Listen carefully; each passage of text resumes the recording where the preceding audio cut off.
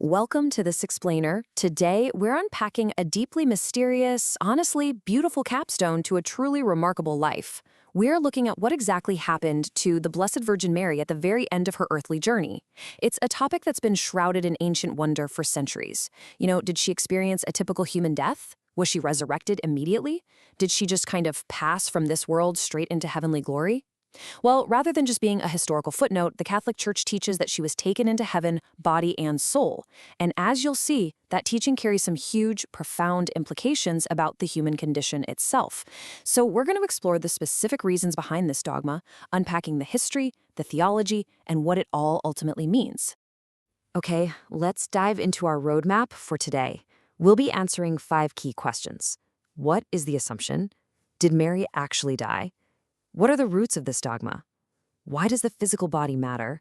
And finally, how is this a promise of hope for us today? All right, section 1. What is the Assumption? Let's define the dogma. Precision is absolutely crucial here. We really have to clearly distinguish between the Ascension and the Assumption. So Jesus ascended, right? He went up by his own divine power. Because he is God, his return to heavenly glory is an active movement of his own divine nature. Mary, however, was assumed. She was taken up purely by the power and grace of God. Since Mary isn't divine, she didn't ascend by her own power. It's a completely passive reception of this profound grace. By making this exact distinction, the theological perfectly protects the divinity of Christ while still deeply honoring Mary. Everything about her assumption ultimately points away from herself and highlights the absolute greatness of God instead. Moving on to section 2. Did Mary actually die? The unanswered question. It's such a beautifully simple question, isn't it? But the answer is this fascinating historical mystery. Interestingly enough, Catholics are not actually required to believe she definitively died or definitively didn't die as a matter of strict dogma. Ancient Christian traditions sit firmly on both sides of the fence here. In the Eastern traditions of the Church, there's a heavy emphasis on what's called the dormition, or the falling asleep of the Virgin. Basically, the belief is that she underwent this gentle, sleep-like death before her body was resurrected and taken to heaven.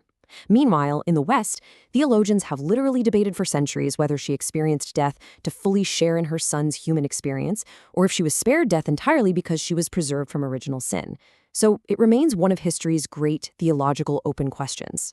So when Pope Pius XII formally defined the dogma of the Assumption, he deliberately used highly specific phrasing. He stated she had completed the course of her earthly life. The theological brilliance here is in that intentional ambiguity. He didn't declare that she definitely suffered a medical death, and he didn't declare she was entirely spared from it either. The crucial dogmatic truth the Church focuses on is the what, that her physical body and soul were assumed into heavenly glory, rather than the precise medical how of her final moments on earth. Which brings us to section 3, the roots of the dogma. Is it actually in the Bible? Let's just be completely upfront about this. You won't find a single verse in the Bible that explicitly says Mary was assumed body and soul into heaven. There's no literal, on-the-ground news report of this event written by an eyewitness anywhere in the scriptures. But Catholic theology doesn't rely solely on strict, simplistic proof texts, where every single reality of the faith has to be explicitly spelled out in a solitary sentence. So what does this all mean? Where exactly does this grand teaching come from, if not from one specific chapter and verse? Well, it's a composite theology. Think of it like a giant 3-legged stool. It rests firmly on sacred scripture, sacred tradition, and church teaching authority. Without all 3 of these pillars functioning together, the whole shebang falls apart. It relies on weaving the entire deposit of faith together. Scripture gives us the thematic foundations, tradition provides the historical context of how the earliest Christians actually lived and worshipped, and the magisterium, the teaching authority, provides the interpretive lens to clarify what's been handed down through the centuries. Now, even though there isn't a historical news report in Scripture, there are some profound theological foundations. In the Gospel of Luke, Mary uniquely prophesies that all generations will call her blessed, which really hints at this enduring, elevated role in salvation history. And then, over in Revelation chapter 12, we get this striking, mystical image of a woman clothed with the sun, with the moon under her feet and a crown of 12 stars. Catholic tradition has long associated this majestic figure with the glorified Mary. So these are deep typological connections, showing us that Mary's unique relationship with Christ inherently points toward a profoundly glorified destiny. All of these biblical hints and ancient traditions ultimately culminated in the year 1950. That's when Pope Pius XII formally and solemnly defined the Assumption in a document called Munificentissimus Deus. But the really critical takeaway here is that 1950 was not the invention of some brand new idea. Actually, scratch that. It wasn't a new idea at all. It was simply the official stamping of an ancient, widely held belief. Pope John Paul II later emphasized this concept called the sensus fidelium, which means the sense of the faithful. The everyday common believers across the Christian world had already held this truth in their hearts, their liturgies, and their art for many, many centuries, before Pope ever put it into a formal, dogmatic definition. Let's look at Section 4, Why the Body Matters. This is so much more than a Marian devotion. Christianity fundamentally rejects the idea that our bodies are just temporary disposable containers for our souls. Back in the ancient world, early Christians fought incredibly hard against heresies like Gnosticism, which basically claims that physical matter was inherently evil or worthless, and that only the pure, invisible spirit mattered. Christianity vehemently opposed that.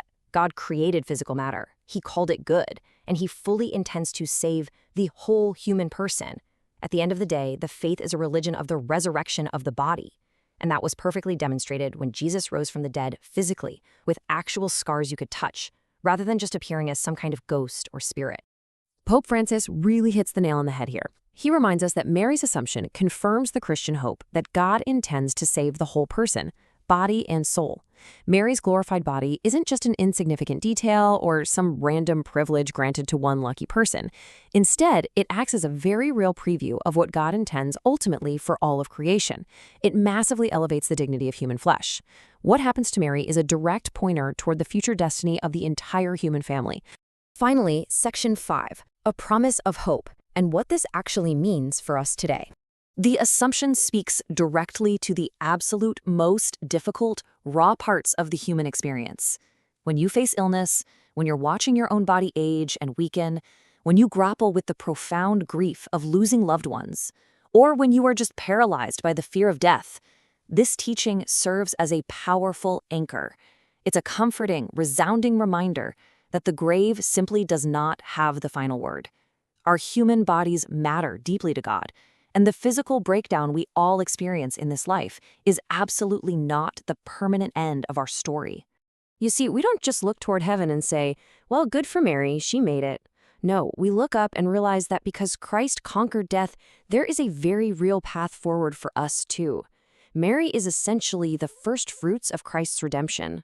This whole story is not about escaping the human condition, it's about God perfectly glorifying what he has already redeemed. Everything about Mary's Assumption points unequivocally back to Jesus Christ's absolute victory over sin and death, showing us exactly what God can accomplish in a life of complete surrender. I want to leave you with this final, really provocative question to reflect on. Are you living for the things that end with this life, or for the life that never ends? Because one day, our earthly journey is going to be complete too, and according to this incredibly profound ancient teaching, the Christian hope promised to us isn't annihilation, but a glorious resurrection, a life that never ends. Thank you so much for joining me for this explainer. Keep questioning, keep learning, and I'll see you next time.